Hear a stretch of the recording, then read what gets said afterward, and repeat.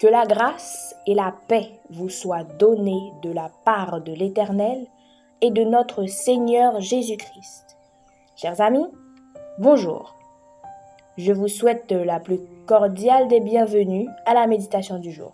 Vous êtes sur la chaîne YouTube Jésus-Christ, le seul dominateur. La méditation d'aujourd'hui s'intitule « Attendre bien ». Attendre bien.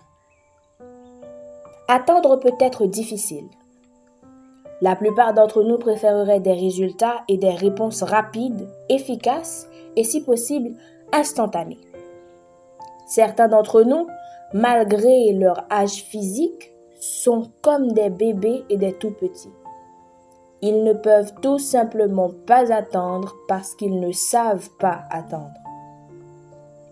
Mais l'attente fait partie de la vie. Nous devons attendre que les graines se transforment en nourriture, qu'une saison passe à la suivante, que les bébés deviennent adultes et que les arbres soient suffisamment grands pour enfin offrir de l'ombre.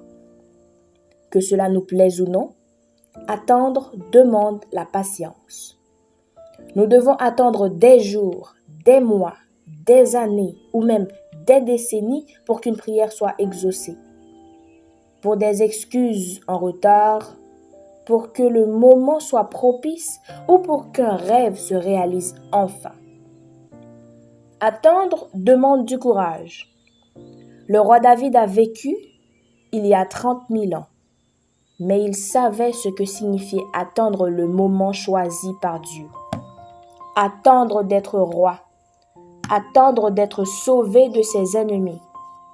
Il a écrit « Attends-toi donc à l'Éternel. Sois fort, affermis ton courage. Oui, attends-toi à l'Éternel. » Au psaume, chapitre 27, au verset 14. Si David pensait qu'attendre Dieu était suffisamment important pour écrire 2 fois dans un verset, nous devrions probablement y prêter attention. Mais attendre patiemment le Seigneur n'est pas une excuse pour ne rien faire.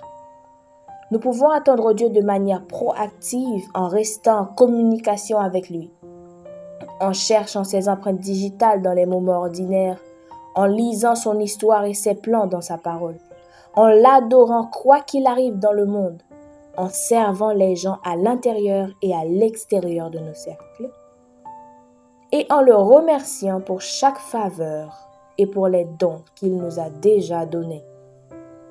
Ce n'est pas parce qu'une porte spécifique ne s'ouvre pas ou qu'une opportunité particulière n'est pas disponible en ce moment que Dieu n'agit pas.